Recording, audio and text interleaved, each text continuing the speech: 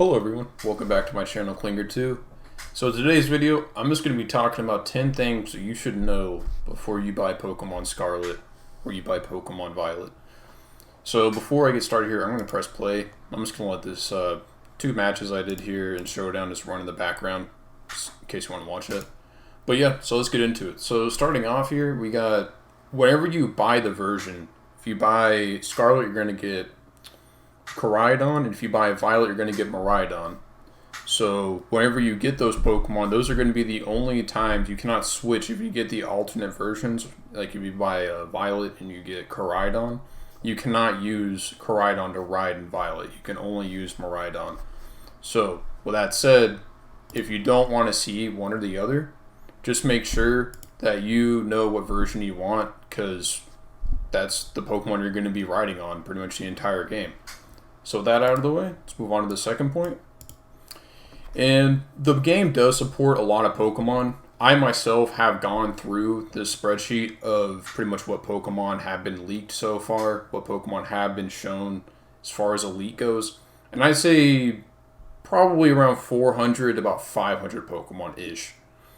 So with that being said, depending on the variants, you can probably have more than 500, if you have to include like the Vivillon, for instance. If you include all its variants and they can be transferred over, there's probably closer to 500, maybe even more than 500. But as far as like actual Pokemon go, what I would consider just the straight up Pokemon as the default species, probably about 400, 500. And with that said, most of them are obtainable. I'd say about half to about 3/4. But there's also that other portion that's not obtainable in the games, and you have to transfer those over through Pokemon Home or other means like that. With that said, most of the Hisuian Pokemon from Arceus are going to be transferred. Now, some of them will be catchable in the game, but most of them will be transferred over. So that said, just to let you know, don't expect all these Pokemon you see in the decks to be catched. That's pretty much it.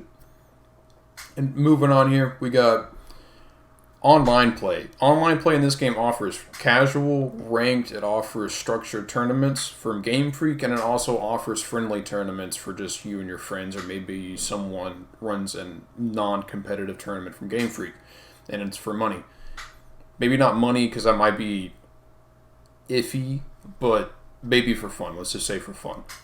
And those tournaments can be run through the game now, which is pretty cool. You can also rent other people's teams, what it seems like is you get a code, and then you input that in, and then you can basically borrow someone's team to play with, which is pretty cool. So you don't have to grind for every single team you want. You might just be able to copy someone else's team and just play for that for a bit. But yeah, so there's a lot of options online to play with against other people. That's pretty much what I want you to know there. There's also trading and, mystery trading, which is what they're calling it, surprise trading now.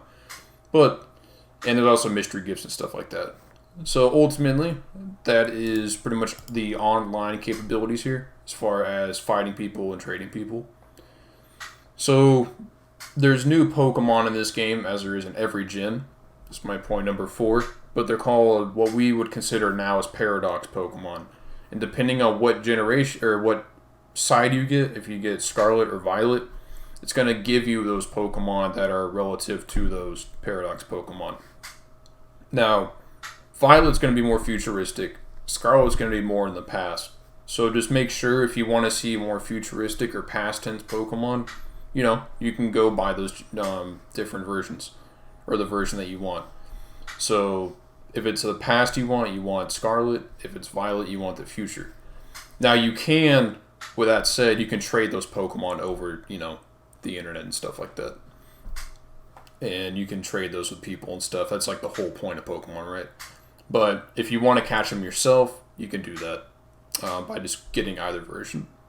So next up, we got number 5. We got the auto battles. And the auto battles are really cool because now you can just send your Pokemon out. They're able to kill another Pokemon or knock them out.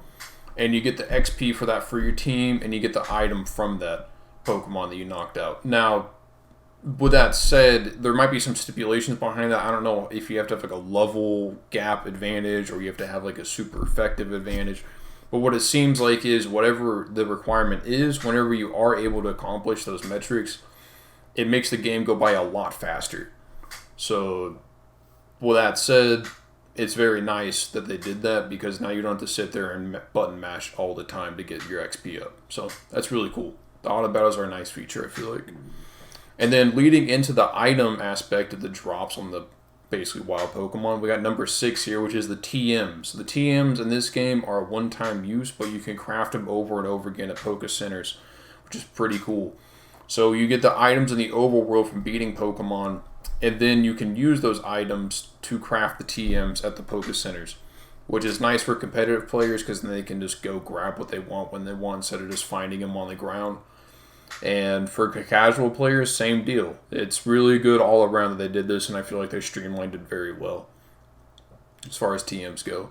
And then number 7, we're going to have the game has 8 gyms, and it has 3 storylines. Now, I don't know what those storylines are specifically for. I just know it has 3 storylines, and I looked this up. And the game has 8 gyms, and I confirmed that recently. I originally thought it had 18, but I confirmed it has 8 gyms. And you can fight those gyms in any order that you want, which is also really neat that they did that, to be honest, because you can go from the hardest gym in the game down to the easiest, or you can go from the middle to the other ones, or you can go from the easiest to the hardest. Just pretty cool. Now, depending on what strategies you use and stuff like that, is definitely going to be, up for grabs on that. Now, there is also an Elite Four and Champion, as in every other Pokemon game. There's that. Now, I don't know if there's any special mini bosses at the end of the game, like Cynthia from Gen 5 or Red in the original games. So I don't know about that, but as far as this game goes, there's 8 gyms and 3 storylines. So that's pretty neat. So number 8 is online play with your friends. You can play with your friends up to 4 people in your lobby, and you can run around the map basically catching Pokemon together, playing the game together, doing everything together with your friends. It's the first time in the series history that you can pretty much do this seamlessly. And it's just really cool that you can do that. I don't know the full capabilities of what you can do. You can apparently shiny steal. If you see a shiny Pokemon, you can just chunk a Pokeball at it or fight it and just steal from your friend while you're in their game. Which might be fun to some people, but, might make your friend a little bit upset. So be watching out for that. But yeah, you can play with your friends up to 4 people and you can, fight Pokemon together and stuff. And terrestrialization is number 9. Which is the main gimmick in this generation. So basically, when you terrestrialize your Pokemon, you throw them out, you terrestrialize them, and then you change your Pokemon's type to whatever type you want it to go to that you can terrestrialize them into, which is really useful for super effectives, not very effectives, basically countering what your opponent's going to do. You might even go for an immunity, like if someone's about to use a poison move in your favor, you change to a steel type, and now you're immune to poison. So you can buy turns with that. You can do some crazy stuff with that. For competitive, it's going to be an absolute insane, probably the biggest shakeup in all competitive up to this point, to be honest, is going to be the terrestrializations. I really do believe that, especially for singles. Maybe not so much for doubles, but for singles, this is probably going to be the biggest game changer in all of Pokemon. Or probably, honestly. I don't think nearly anything else outside of entry hazards might be able to rival something along this caliber. But with that said, you have to, in the story mode, you have to go, you can only use it once, and then you have to get a crystal in the overworld to recharge it. Your capability used, your terrestrializations. Or you go to the Poke Center. Either way, you recharge your crystal to use it again, and then you can use it in the next fights. So that's pretty cool. And my last point is when you're playing with your friends online, you can actually go do raids together. Or you can do this with AI.